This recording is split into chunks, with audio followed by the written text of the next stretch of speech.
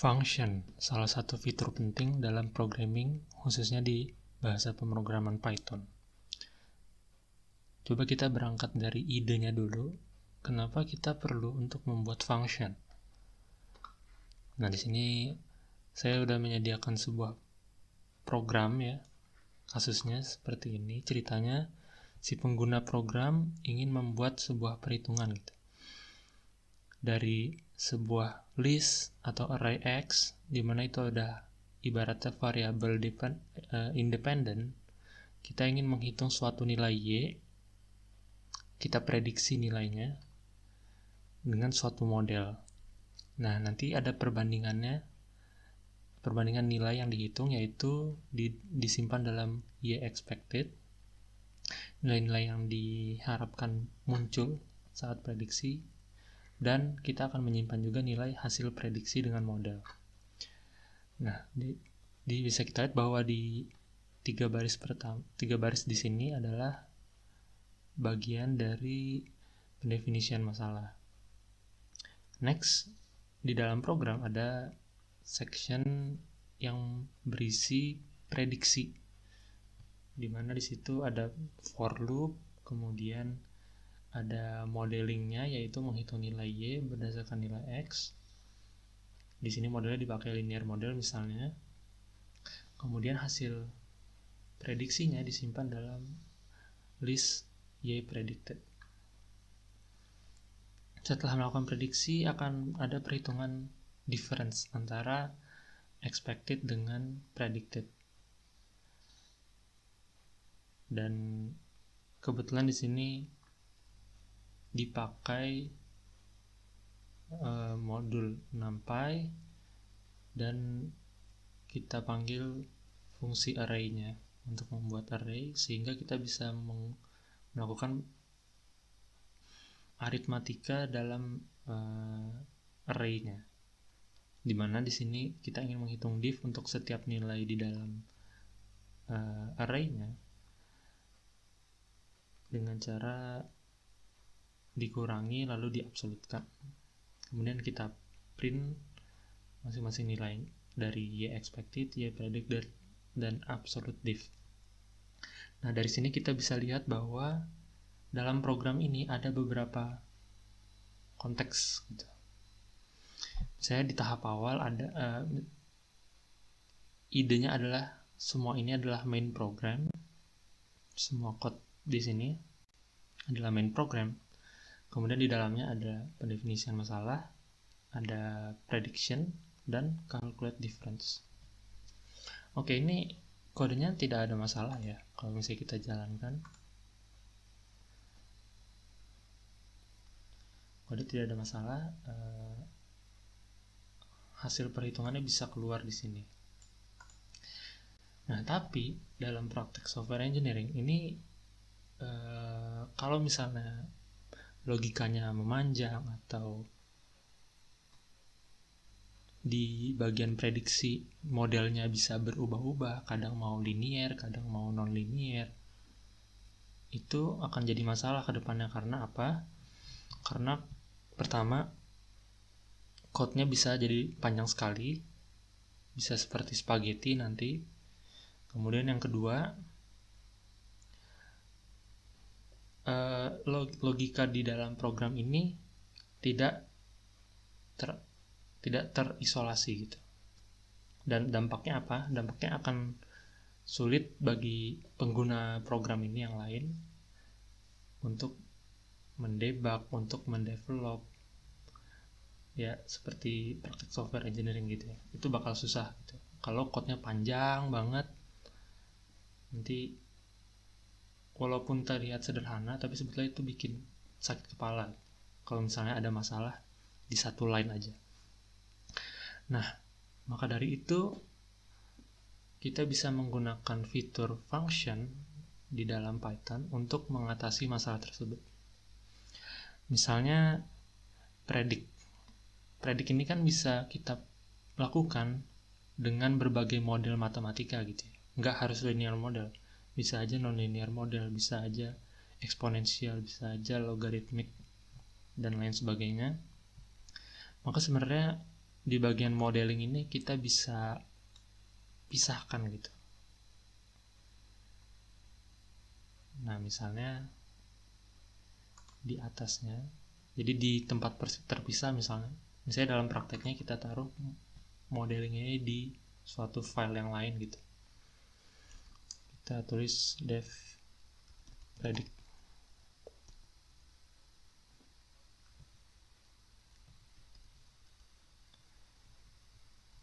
Kita jadikan X sebagai argumennya. Kemudian ini kita copy.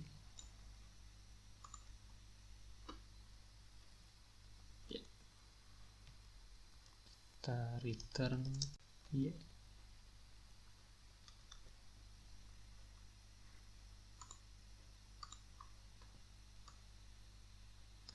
Setelah itu kita hapus bagian modeling yang ada persamaan matematikanya di sini. Kita ganti menjadi predict.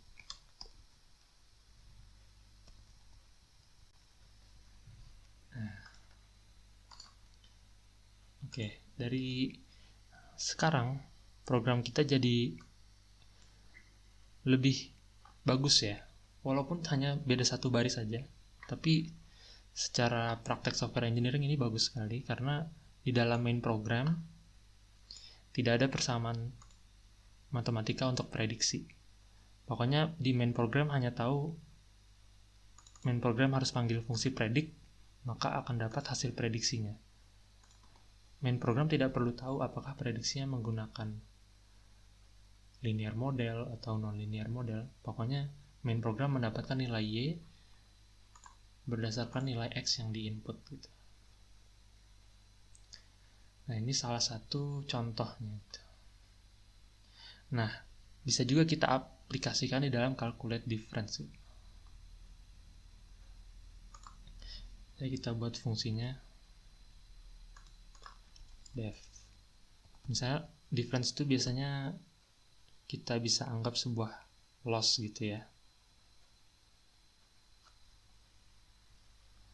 Loss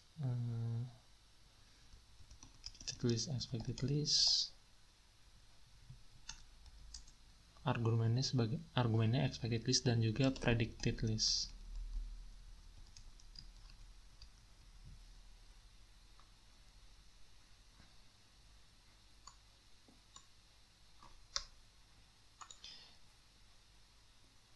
Ini bisa langsung kita return ini aja.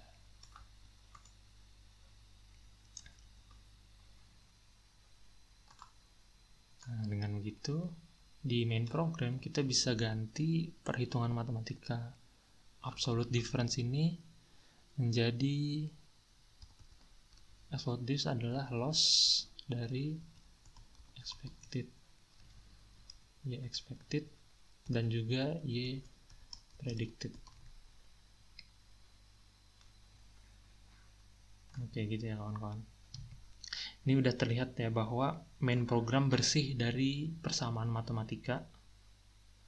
Kemudian fungsi predict bisa kita isolasi sehingga kita bisa ubah-ubah ini isi fungsi predict tanpa mengganggu main program.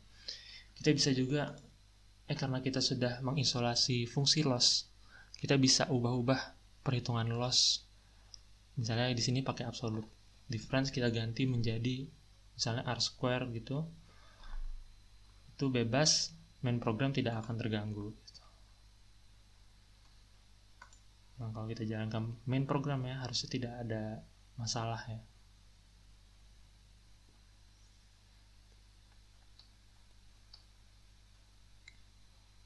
Oke, name predict is not defined. Oke. Kalau di Google Collaboratory jangan lupa functionnya di run dulu nih, supaya definisi fungsinya tersimpan di runtime.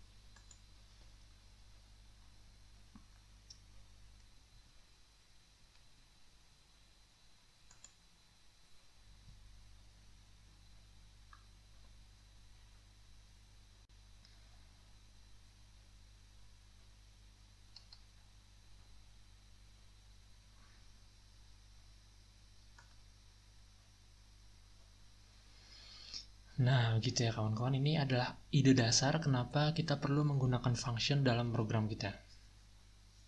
Oke, terus saya ingin kasih tahu lagi satu hal tentang function, yaitu tentang positional argument dan keyword argument.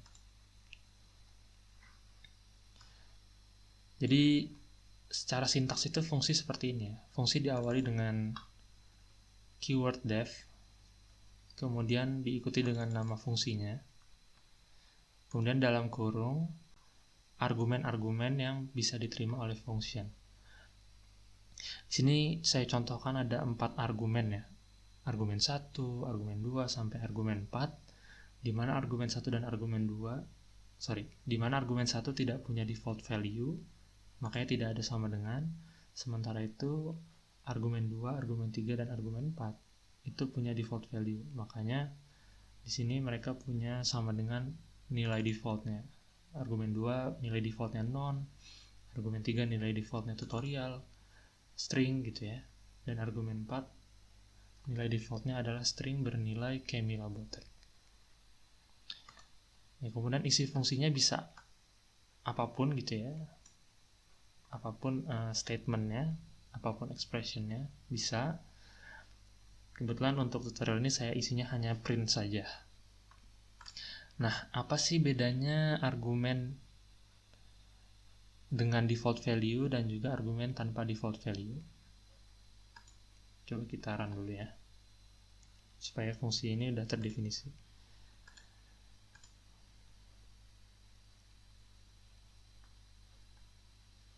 Oh sorry, ini nama fungsinya saya ganti dulu ya.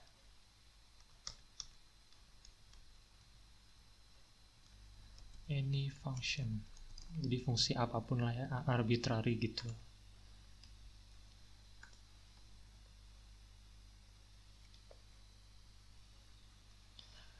Oke, nah fungsi ini bisa kita panggil dengan cara menggunakan sintaks ini.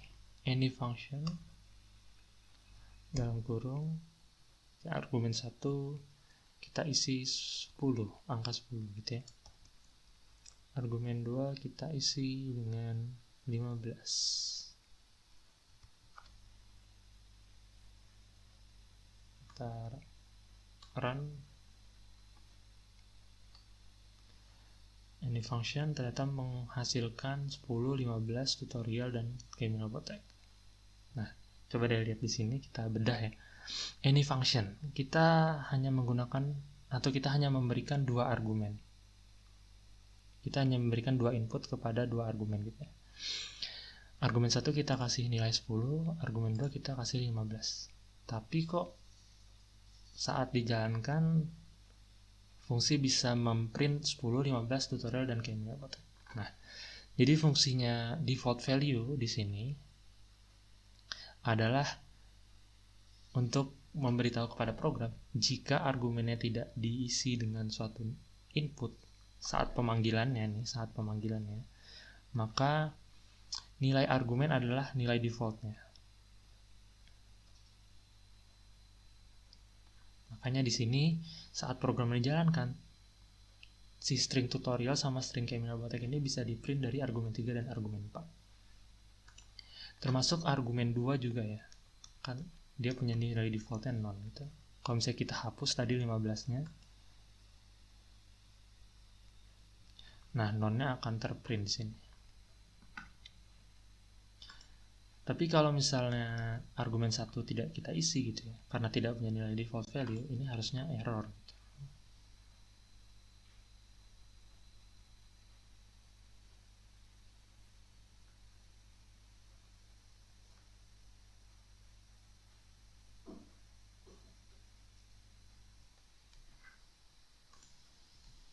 Ini ya, dikasih tahu bahwa function kurang satu positional argument, yaitu argumen 1.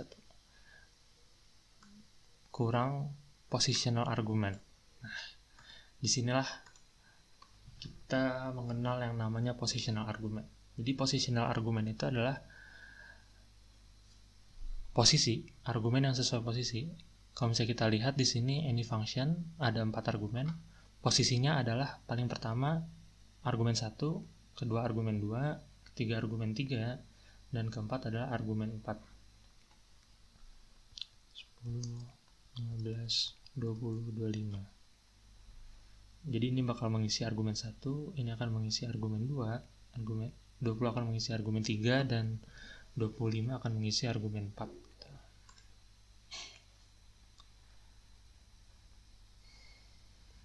Gitu ya. Nah, itu positional argument.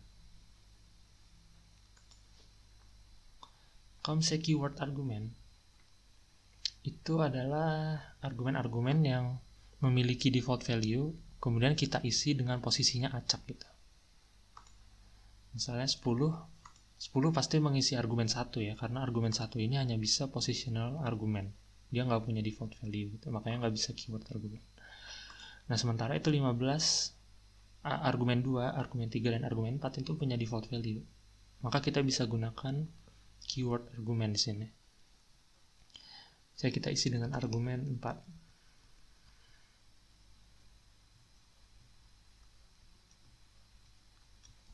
Argumen 2.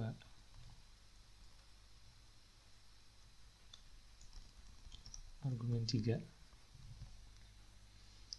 Kalau kita jalankan, nah harusnya yang keprint adalah 10, 20, 25, dan 15. Jadi itu gunanya keyword argumen. Kita bisa memberi input kepada argumen tanpa memperhatikan posisinya. Ya. Nah, sekarang kita coba argumen 1 itu didefinisikan di posisi yang lain gitu ya. Apakah bisa?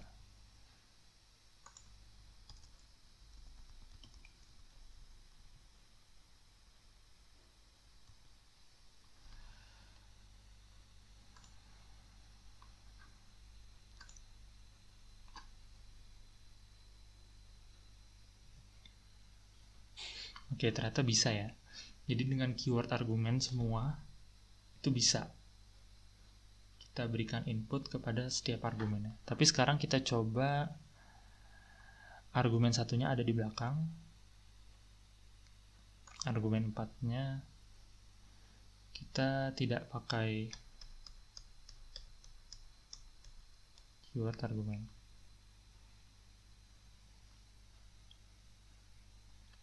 Oh, maksudnya begini. Argumen satunya tetap di depan.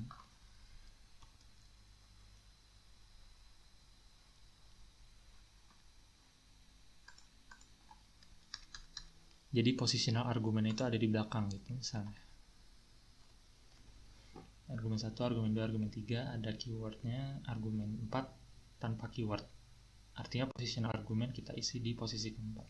Apakah bisa gitu untuk mengisi argumen 4?